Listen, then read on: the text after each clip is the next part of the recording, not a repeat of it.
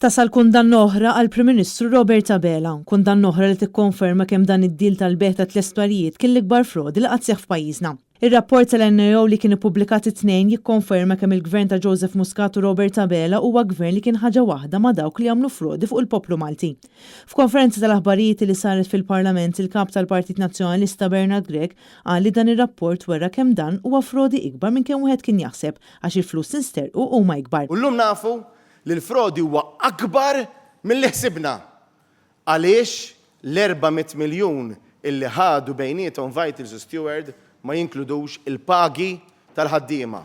Xi ħaġa li Robert Abela kemm il-darba kien qiegħed jgħid li jinkludu l-pagi biex jippruvaw jimminimizzaw il-ħsara li għamlu. U għamil referenza għal dak li ġara fil-Parlament iktar kmieni fejn il-Gvern ma laqax talba tal-Oppożizzjoni biex fil-jumejn li ġejjin ikun diskuss dan ir-rapport. Dan kollu huwa turija ċara ta' kemm il-Gvern irid jagħmel diskussjoni mingħajr ma janalizza bir-reqqa il-fatti kollha għax rid jaħbi il-verità mill-poplu Malti wawċi. Bernard Grech qal li l-fatti huma li dan huwa skandlu kbir li far Robert Abela li għadu qed jiddefendi dan id-deal.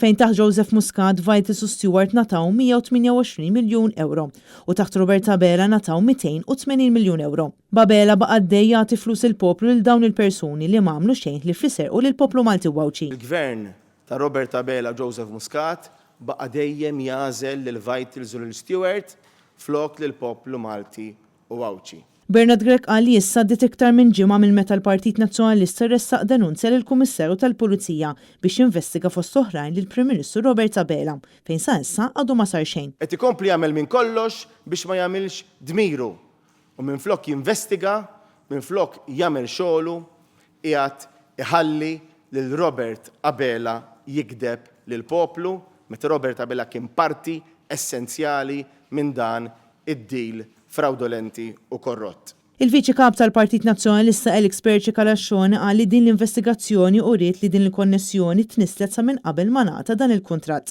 Qal li kif ġie negozjat il-kuntratt ma' Stewart, il-Gvern għamel l-istess bħalma għamel ma' Vitals, fejn il-Gvern adotta l-istess atteġġjament għax kellu f'moħħu li jagħmel l-istess ħadma. Alex Perċi Kalaxxoni qal ukoll li l-Gvern naqas milli jagħmel konsultazzjoni mal-entitajiet li setgħu jaraw li x-xogħol verament kien qed isir kif suppost. Pjan li fl-aħħar mill-aħħar li jenna diġa swina miljoni bħala poplu, li l-lum nafu li sewa ħafna iktar anke minn dak li ħsibna u li wassal għal fatt li l-poplu l-lum baqa mingħajr li xken ħiel ta' servizzi li kellhom jingħatawlu. Min-naħa tiegħu id-Deputat Nazzjonalista Adrian Delija semma 6 punti prinċipali li joħorġu minn dan ir-rapport, fosthom li Vitals u Stewart serqu iktar minn 400 miljun euro, hekk kif il-188 miljun euro li nataw lil ħaddiema mhumiex inklużi. Fejn il-Gvern mhux suppost taċċetta trasferiment bejn Vitals u Stewart, fejn il-Kabinet meta ġie biex jipprova dan id-deal kienet diġà ħarġet l-approvazzjoni minn Konrad Mizzi, kabinet li kien jaf li dan id-deal sar b'mod skorrett u xorta vvota favorih.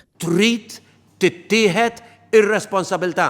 L-unika ħaġa li jagħmel il-Prim Ministru llum prova jikser u jieħu f'idejh istituzzjoni oħra ċew il-Parlament billi jinjora r-regolament, jinjora l-Speaker u jagħmel diskussjoni fuq dokument 450 paġna qabel ma qrajna dak id-dokument. Ma nistawx nibqgħu sejrin hekk. Tridu tifhmu, aqraw ir-rapport, irridu nieħdu azzjoni ulterjuri, trid tinġar ir-responsabilità politika. Marija Francaranza, Annet News.